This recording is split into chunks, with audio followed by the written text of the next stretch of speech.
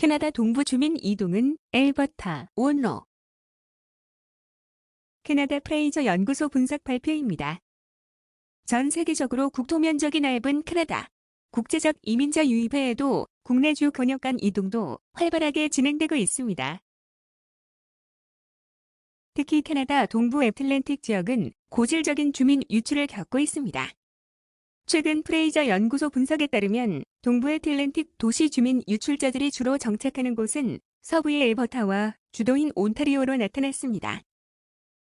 게다가 인구 감소를 우려한 동부주 정부의 해외 이민자 적극 유입 정책에도 큰 효과를 보지 못하는 것으로 평가되고 있습니다. 이민자 유입 후 지역 내 잔류시키는 데도 애로를 겪고 있기 때문입니다. 이 보고서는 이민은 애틀랜틱 도시의 연중 최고 관심사라고 밝혔습니다.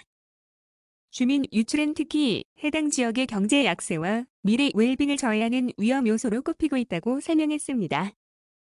수치로 볼 때 캐나다 동부의 애틀랜틱 도시들은 지난 2000에서 2020년 사이에 모두 6만 6천여 명이 순수하게 유출된 것으로 파악되고 있습니다. 가장 주민 유출이 많은 곳은 뉴 브런즈 윅입니다. 이곳에서는 2만 천여 명이 순수하게 줄었습니다.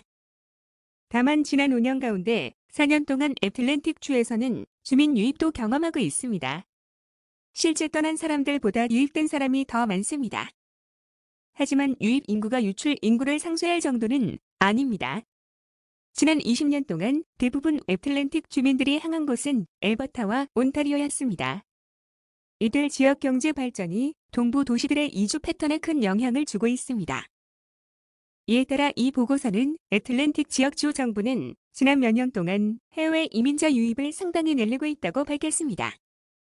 또 이민자들이 인구 성장의 중요한 소스를 차지하고 있다고 전했습니다. 하지만 해당 지역들은 여전히 이민자를 유지할 수 있는 비율이 약하고 신규 이민자를 데려올 혜택도 적다고 설명했습니다. 애틀랜틱 도시들의 주민 유출은 지난 20년 가운데 14년 이상 큰 걱정거리였습니다. 이주 패턴은 경제적 성공에도 큰 영향을 주고 있습니다. 국제연구 보고서들은 사람들은 경제 성장과 좀 더 많은 임금을 주는 일자리와 번영을 위해 떠나는 경향을 보인다고 평가했습니다. 이상 캐나다 이주 패턴 분석 소식이었습니다. 감사합니다. 밴쿠버 한인 커뮤니티 k밴쿠버.com